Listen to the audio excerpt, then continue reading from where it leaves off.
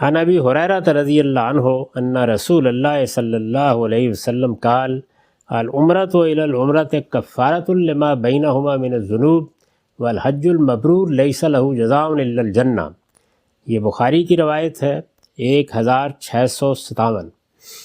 ابو ہریرہ رضی اللہ عنہ سے مروی ہے کہ نبی صلی اللہ علیہ وسلم نے فرمایا، دو عمرے اپنے درمیان کے گناہوں کا کفارہ بن جاتے ہیں، اور حج مبرور کی جزا تو بس جنتی ہے۔ حج مبرور کیا ہے؟ یعنی جو ہر طرح کے گناہوں سے بچتے ہوئے اور اس اہتمام کے ساتھ کیا جائے کہ خدا کی بارگاہ میں قبول ہو جائے۔ یعنی آدمی محض کوئی چھدا اتارنے کے لیے نہیں گیا، کسی اور کام کے لیے جا کر یہ خیال نہیں کیا اس نے کہ چلیے یہ مسئلہ بھی حل کر لیا جائے، بلکہ اس نیت سے، اس ارادے سے گیا ہے کہ میں گناہوں سے توبہ کر رہا ہوں، میں اللہ کی بارگاہ میں حاضر ہو رہا ہوں، میں ایک بڑی عبادت کے لیے جا رہا ہوں۔ اس جذبے کے ساتھ کیا ہے کہ میں اب نیکی اور خیر کی زندگی اختیار کروں گا، اور پھر اس کی یہ دعا بھی ہے، آرزو بھی ہے کہ یہ حج، یہ اس کا سفر اللہ کی بارگاہ میں مقبول ہو، تو اس کو حج مبرور کہا جاتا ہے۔ ابو ہریرہ کی یہ روایت ہے جس میں وہ یہ کہتے ہیں کہ دو عمرے اپنے درمیان کے گناہوں کا کفارہ بن جاتے ہیں۔ عمرہ کیا ایک، اور اس کے بعد پھر دوسرا عمرہ کیا، لیکن یہ گناہ کون سے گناہ ہوتے ہیں؟ اس سے وہ گناہ مراد ہیں جو حقوق العباد سے متعلق نہیں ہیں کہ ان کے لیے معافی اور تلافی ضروری ہو۔ گناہ دو طرح کے ہیں، ایک وہ معاملات جو اللہ اور بندے کے درمیان ہیں، جیسے عبادات میں کوتاہی ہو گئی، اس طرح کی اور بعض چیزیں بھی ہیں، اللہ اور بندے کے درمیان ہیں۔ ایک وہ گناہ ہے کہ جو اللہ کی بارگاہ میں بھی گناہ شمار کیے جاتے ہیں، اور بندوں کی حق تلفی یا بندوں کے اوپر کوئی زیادتی، ان کے جان کے خلاف کوئی زیادتی، ان کے مال کے خلاف، ان کی آبرو کے خلاف کسی زیادتی کا باعث بنتے ہیں۔ یہ گناہ ہیں جن کو عام طور پر حقوق العباد سے متعلق گناہ کہا جاتا ہے۔ ایک اللہ کے حقوق سے متعلق اور ایک حقوق العباد سے متعلق۔ حقوق العباد اللہ کے بھی حق ہے، لیکن وہ اس پہلو سے ہے کہ جب ہم اپنے کسی معاملے میں کوئی بے انصافی کرتے ہیں، ظلم کا ارتکاب کرتے ہیں، زیادتی کرتے ہیں، تو ہم بندوں کے بھی گناہ گار ہوتے ہیں اور اللہ کے بھی گناہ گار ہوتے ہیں۔ لیکن بعض چیزیں ایسی ہیں کہ جو اللہ ہی کے حوالے سے ہیں، جیسے نماز پڑھنا ہے، روزہ رکھنا ہے، جس کی میں نے مثال دی، تو وہ گناہ جو اللہ سے متعلق ہیں وہ معاف ہو جاتے ہیں، کیونکہ اللہ کی عبادت کرنے کے لیے آدمی گیا ہے، اس ارادے سے گیا ہے۔ اور یہاں پر بھی وہی بات ہے کہ ارادہ یہ ہو کہ اب میں گناہ چھوڑنا چاہتا ہوں، میں اس سے نکلنا چاہتا ہوں، اب میں نماز کا اہتمام کروں گا، اب میں روزے رکھوں گا، اب میں اللہ تعالیٰ کی بندگی کے لیے تیار رہوں گا۔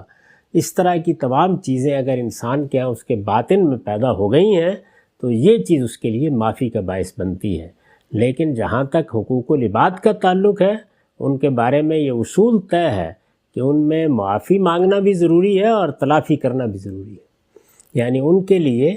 کفارہ یہ معافی اور تلافی بنتی ہے۔ لیکن اللہ تعالیٰ کے معاملے میں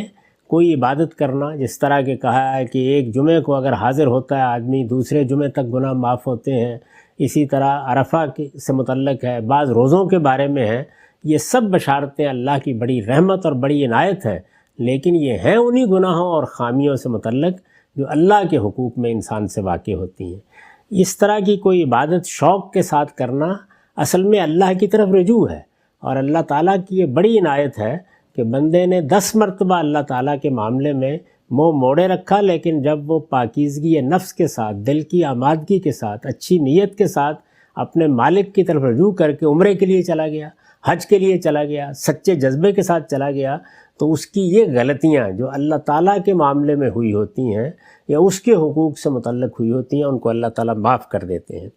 یا آپ فرمائیں گے کہ یہ شرط کیسے لگائی جاتی ہے، تو یہ سمجھ لیجئے کہ قرآن مجید کے پورے نظام کو سامنے رکھ کر ہمیشہ روایت کو سمجھا جاتا ہے، اور روایت میں وہ شرائط، وہ تخصیصات، وہ حدود داخل کرنا لازم ہوتا ہے جو قرآن مجید نے واضح کر دی ہیں، اس لیے کہ جو روایتیں ہیں یہ رسالت مآب صلی اللہ علیہ وسلم کی سنی ہوئی باتیں ہیں، اور یہ ضروری نہیں ہے کہ پوری بات پورے سیاق و سباق کے ساتھ، پورے محل کے ساتھ سننے والے نے بیان کر دی ہو۔ یہ بڑا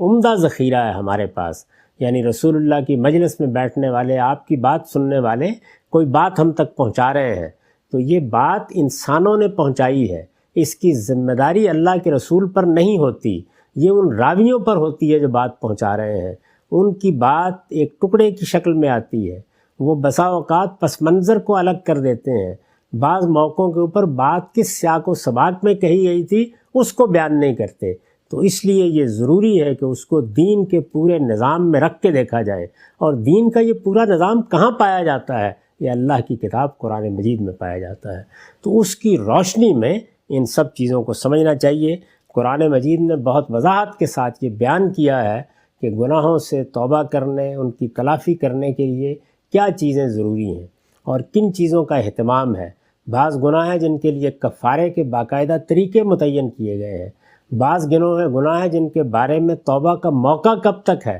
اس کو بیان کیا گیا ہے۔ تو وہاں تفصیلات ہیں، یہاں ایک پہلو کو بیان کر دیا کہ اس دنیا میں بندے سے بہت سی غلطیاں ہوتی ہیں، وہ بندوں کے معاملے میں بھی ہوتی ہیں، وہ اللہ کے معاملے میں بھی ہوتی ہیں۔ بندوں کے معاملے میں اگر کوئی بے ضرر سی چیز ہے تو وہ بھی معاف ہو جائے گی، لیکن اگر کوئی ایسی زیادتی ہے، ایسا ظلم ہے، ایسا تجاوز ہے کہ جس میں کسی کا حق مارا گیا ہے یا کسی کی جان مال آبرو کے خلاف زیادتی ہوئی ہے، تو پھر معافی بھی مانگنی ہوگی اور تلافی بھی کرنی ہوگی۔ اس کے بغیر محض عمرہ کر لینے سے یہ چیزیں معاف نہیں ہوتی۔ وآخر دعوانا الحمدللہ رب العالمین۔